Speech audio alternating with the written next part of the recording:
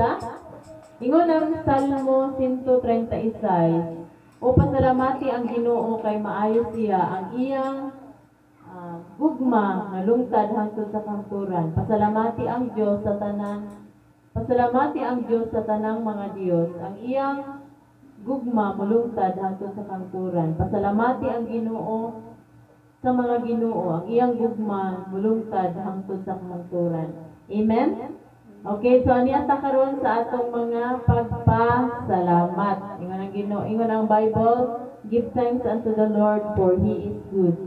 His love endures forever. Okay, ang una kong pagpasalamat.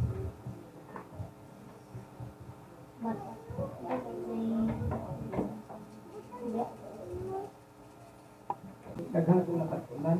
Amen. O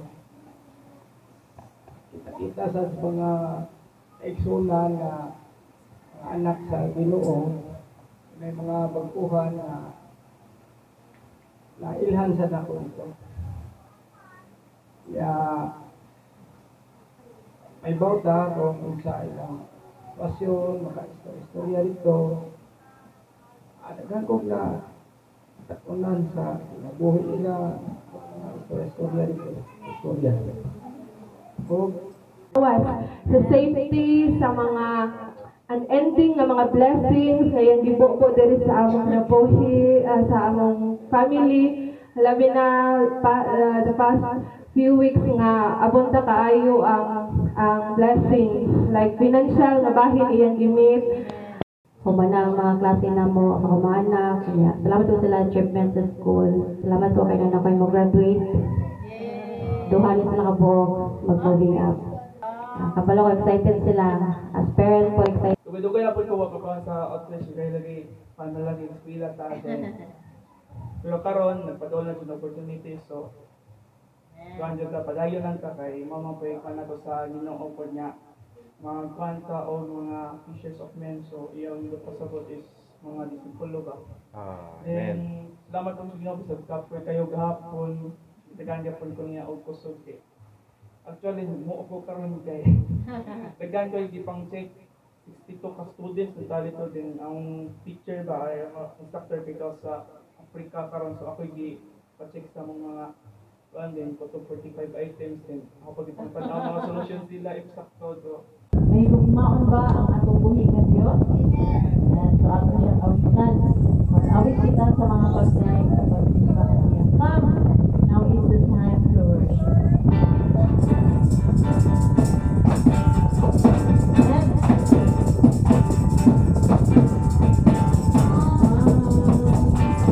Now is the time to worship. Everybody sing. Now is the time to give Lord.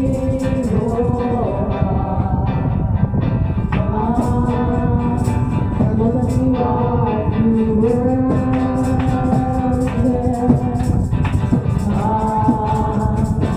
Whatever you are before your God.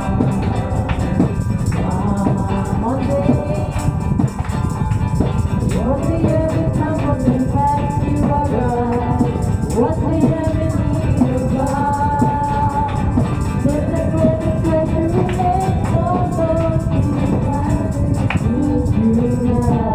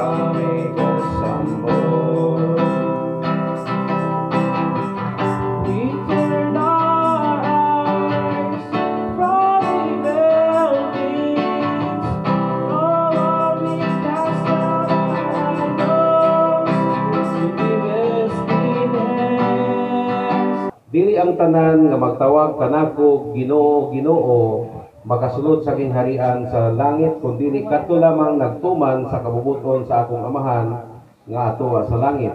Niadtong adlaw daghan unya ang moingon kanako, Ginoo dili ba nagsangyaw man kami sa mensahe sa Dios?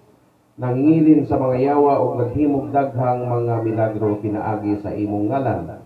23.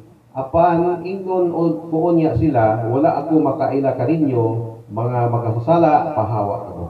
Ang Diyos magapanalangin sa iyang pulong, magamputa. Ginoong Diyos, salamat nga maayo kagayon sa among mga kinabuhi ug God. Bisag unsa ang mga kalapasan, Lord, padayon ka nga nagdawat ka namo Ginoong Diyos. Padayon ka nga naghulat sa among mga kinabuhi nga tinuray kami mutugyan o mualaga diya kanimo Ginoo. Karubutag o Diyos, akong giampo nga ang mensahe karon makahatag kini pagtulungan namo, madasig pa kami among tuliro ng among kung ano na may hiwi sa among mga pagkinabuhi si Kristohanon o among himuong Lord, sakto ang mga butang sayop nga among ginabuhat. Salamat kay Ginoo, salamat sa imong presensya karon o ang imong balang espiritu mao ay maghatag ka namo, magtudlo ka namo o magpasabot ka namo sa imong pulong karon. Kini ang giampo pinaagi ni Kristo Jesus. Amen. Ako ding gitaytulan og the danger of ignoring God's will. Siyempre, kani katong mensahe karon igsoon na sakop gyapon kini sa Sermon of the Mount. You know, chapter 5 to 7, mag-challenge ka sa matag usa ka nato nga i-check ang atong mga tagsa-tagsa nga kinabuhi isip Kristohanon. Mag-challenge kini kanato iso dili ni sa iyon nga pastor ka na, hamtong ka ng Christian, dugay na kang Kristohanon, accepted ka nini. Ang atong kinaiya igsoon isip Kristohanon,